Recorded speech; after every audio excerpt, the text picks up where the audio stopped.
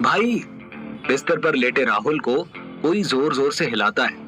अरे उठ जा भाई, मत सो। यहाँ राहुल अभी सिर्फ और सिर्फ 23 साल का है। इसके बाल काले, घने और लंबे हैं। राहुल पृथ्वी पर नहीं रहता है, बल्कि वो पृथ्वी से दूर अंतरिक्ष में एक दूसरे ग्रह की दुनिया में रहता है, और इस ग्रह का नाम है टेरा पैरेलल यूनिवर्स। टेरा और पृथ्वी में कोई खास अंतर नहीं था, सब कुछ एक सा था। आकाश, समुद्र, नदी, पहाड़, हवा, सब कुछ समान। यहाँ तक कि देश के नाम भी एक जैसे थे। अंतर था तो बस कुछ इतिहास की घटनाओं का, जैसे first world war, second world war, Bharat और पाकिस्तान का विभाजन। ये सब घटनाएं यहाँ नहीं हुई थी। यहाँ भारत एक विकसित देश है। एक तरह से कहा जा सकता है कि टेरा ग्रह का नंबर 1 देश है भारत। यहाँ बसा अमेरिका भी भारत से एक कदम पीछे ही है। यहाँ का अमेरिका अगर किसी चीज में आगे है तो वो बस एक चीज में, और वो है एंटरटेनमेंट इंडस्ट्री। वैसे तो यहाँ की दुनिया में और पृथ्वी की दुनिया के इतिहास में बहुत सारी समानताएं भी हैं, पर यहाँ के भारत के बहुत से बड़े बड़े कवि, शायर, लेखक जैसे हरिवंश राय बच्चन, गालिब, प्रेमचंद, मंटो, ये सब यहाँ नहीं हुए थे। यहाँ तक कि भारत में बनी प्रसिद्ध फिल्में जैसे मदर इंडिया, लगान, 3 इडियट्स, ये सब भी यहाँ नहीं बनी थी। मतलब एक तरह से इस भारत में एंटरटेनमेंट इंडस्ट्री के नाम पर कुछ नहीं हुआ था।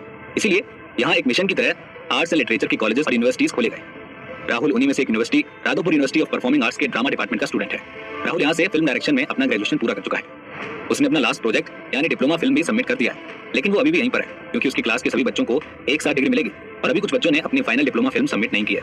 इसीलिए राहुल अभी तक कॉलेज से नहीं निकला है। टेरा के भारत के अनगिनत युवक और युवतियां महान लेखक, सुपरस्टार और अंतर्राष्ट्रीय सुपरस्टार बनने का सपना देखते हैं, भारत की एकमात्र कमी को पूरा करने के लिए और यूएसए को हरा देने के लिए। राहुल भी इन अनगिनत सपनों का पीछा करने वाले युवाओं में से एक है। राहुल अभी भी बेतहाशा सोच ही रहा था कि तभी उसे एक आवाज सुनाई देती है, जो परिचित और अपरिचित दोनों थी। मैंने तो इन दोनों पुलिस ऑफिसर से पूछा कि आखिर हमारे राहुल से क्यों मिलना चाहते हैं। एक लंबे बालों वाला छोटा लेकिन तंदुरुस्त लड़का कमरे का दरवाजा खोलता है और अंदर आते हुए बोलता है। उसी के पीछे पीछे एक पुलिस वाला और एक पुलिस वाली भी कमरे के अंदर आते हैं। अरे यार, तुमने तो मुझे डरा ही दिया था। मैंने बाहर डॉक्टर से पूछा कि क्या हुआ तुम्हें, तो उन्होंने कहा कि घबराने की कोई जरूरत नहीं है, तुम बहुत ज्यादा प्रेशर में हो और तुम्हें रेस्ट करने की जरूरत है। इस छोटे लेकिन तंदुरुस्त लड़के का नाम है सचिन। सचिन राहुल के ही कॉलेज के एक्टिंग डिपार्टमेंट का स्टूडेंट है और राहुल का रूममेट भी। कहा जा सकता है कि सचिन राहुल का बेस्ट फ्रेंड है। राहुल उसकी तरफ देखता है, लेकिन उसके पीछे आ रहे पुलिस वालों को देखकर वो हैरान हो जाता है। तभी राहुल सचिन से पूछता है, ये दोनों कौन है? यार, इन दोनों पुलिस ऑफिसर्स का कहना है कि इन्हें तुझसे कुछ काम है। सचिन ही बोलते बोलते उसके पास पलंग पर आकर बैठ जाता है। तभी महिला पुलिस ऑफिसर आगे आती है और कहती है, राहुल, हम रायपुरा पुलिस स्टेशन से आए और हमें ये जिम्मेदारी दी गई है कि हम तुम्हारी बेटी को तुम तक सही सलामत पहुंचा दें। ये सुनते ही राहुल की सिट्टी पिट्टी गुम हो जाती है। सचिन उनकी इस बात को सुनकर हैरानी से कहता है, राहुल की बेटी? राहुल दंग रह जाता है। कॉलेज में आने के बाद से ही वो अकेला है, यहाँ तक कि 4 साल से तो उसकी कोई गर्लफ्रेंड भी नहीं है, फिर उसकी बेटी आई कहाँ से? महिला पुलिस अधिकारी ने 2 कदम अलग हटकर एक छोटी सी बच्ची को अपने आगे बुलाया। ये छोटी सी बच्ची करीब 4 साल की है। उसका चेहरा एक चीनी मिट्टी की गुड़िया की तरह एकदम नाजुक है। फूले हुए गाल, छोटी सी नाक, पतले पतले होंठ और बड़ी सुंदर सुरमई आंखें। वो बिल्कुल एक छोटी सी राजकुमारी की तरह दिखती है। मैडम, मुझे लगता है कि आपसे कोई गलती हो गई है, मैं इसे बिल्कुल नहीं जानता, राहुल ने उस बच्ची की तरफ देखते हुए कहा। हालांकि वो छोटी सी बच्ची बहुत मासूम और प्यारी थी, पर राहुल उसका पिता नहीं था, इसीलिए उसने साफ मना कर दिया। राहुल की बात सुनकर उस पुलिस ऑफिसर ने कुछ नहीं कहा, लेकिन छोटी लड़की ने अपने लाल होठों को सिकोड़ लिया और उसकी बड़ी बड़ी आंखों में नमी भरने लगी।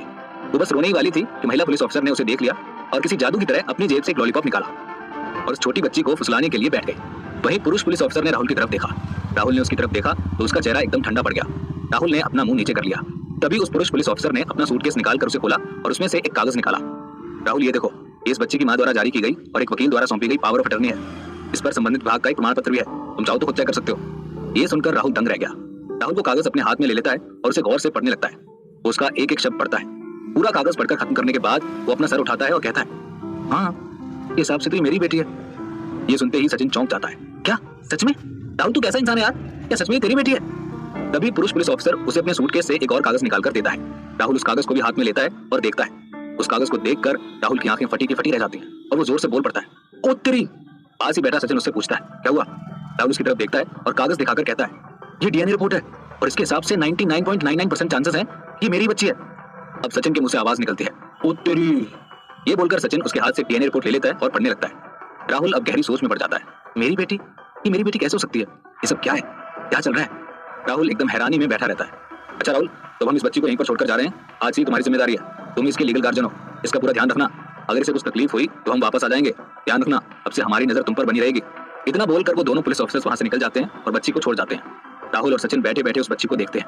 राहुल तो कुछ नहीं कहता, पर सचिन उस बच्ची को देखते देखते हल्का सा मुस्कुराता है और कहता है, आपका क्या नाम है बच्चा? राहुल सचिन की तरफ देखता है। सचिन मुस्कुराकर उस बच्ची को देखता है और फिर बोलता है, तो क्यूट। और ये बोलकर सचिन मुस्कुराते हुए राहुल की तरफ मुड़ता है। राहुल गुस्से से उसे देख रहा होता है। राहुल को गुस्से में देखकर सचिन का चेहरा एकदम उतर जाता है और उसके चेहरे से मुस्कुराहट गायब हो जाती है। फिर वो दोनों वापस उस बच्ची की तरफ देखने लगते हैं। सचिन मुस्कुराता है और राहुल हैरान होता है। आखिरकार ये हुआ क्या? क्या सच में ये राहुल की बेटी है? ये टाइम ट्रेवल क्या है? क्या सच में राहुल किसी दूसरी दुनिया में घूमकर